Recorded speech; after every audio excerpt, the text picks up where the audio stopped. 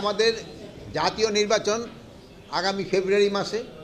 এই জন্য আমাদের বিভিন্ন ধরনের প্রস্তুতিতে কীরকম হয়েছে এইগুলি আলোচনা, প্লাস গাজীপুরের যে কিছু সমস্যা আছে এইগুলি ব্যাপারেও কিছু কিছু আলোচনা করা, এইগুলি ছিল আমাদের মূল। এখানে আমাদের আইন শৃঙ্খলা বাহিনীর সবাই ছিলেন এবং প্রশাসনের সবাই ছিলেন, ইভেন আমাদের কারা, তারপরে ফায়ার ব্রিগেড, তারপরে আপনার কি বলে মাদক এরও ছিলেন। আপনারা জানেন যে আমাদের এই সমাজের হলো সবচেয়ে বড় সমস্যা হলো একটা হলো দুর্নীতি, আর একটা হলো মাদক। কিন্তু এই দুইটা বড় ধরনের সমস্যা। তা আমরা এইটাকে কীভাবে আমরা দূর করতে পারি সমাজ থেকে, এটা নিয়েও আলোচনা হয়েছে। আর এই মাদকের সমস্যাটা দূর করার জন্য কিন্তু আপনাদের সবার সহযোগিতা দরকার। মাদকটা কিন্তু আমাদের গ্রামে গঞ্জে সব জায়গায় ছড়াই গেছে। এটা যদি আমরা সবাই সহযোগিতা না করি তবে কিন্তু এটা বন্ধ করা খুব ডিফিকাল্ট হয়ে যাচ্ছে। দিন দিন কিন্তু এটা বেড়েই যাচ্ছে। এই জন্য আপনারা সবাই লোকজন কিন্তু সচেতন করতে হবে। মানে একটা ঘটনা ঘটে যাওয়ার আগেই কিন্তু প্রতিকারটা করলে কিন্তু সুবিধা। এই মাদকের ক্ষেত্রে আপনারা এটা করবেন। প্লাস এই গাজীপুরে কিন্তু ওই ডিসি মহোদয় একটা কথা বলছে, কী জানি ঘটনার কী জানি বলছিলেন, এইটার নাম হলো হ্যাপিনিং সিটি। ডিসি সাহেব একটা ভালো নাম দিয়েছিল, হলো হ্যাপিনিং সিটি।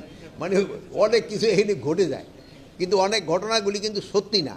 কিছু কিছু ঘটনা সত্যি, কিছু কিছু ঘটনা অসত্য ঘটনা থাকে।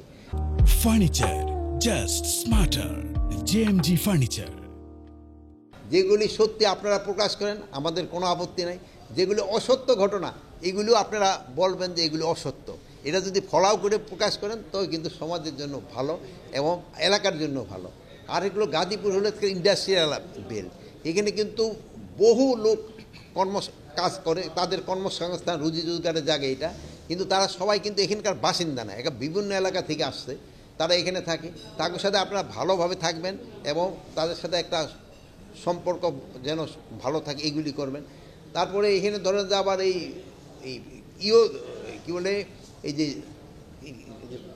জুট ব্যবসায়ী সংখ্যা কিন্তু আবার বেশি, তারও কোনো অনেক সময় অনেক সমস্যার সৃষ্টি করে।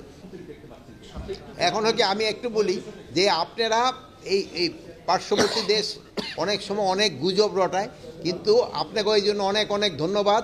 আপনারা সত্যি ঘটনাটা প্রকাশ করার পরে পার্শ্ববর্তী দেশের গুজব কিন্তু অনেক কমে গেছে। আপনারা সত্যি ঘটনাটা প্রকাশ করে দিবেন এবং যে পার্শ্ববর্তী দেশ যাতে মিথ্যা রটায়, এটার আপনারা সবচেয়ে কিন্তু মেইন মাধ্যম প্রতিহত করার।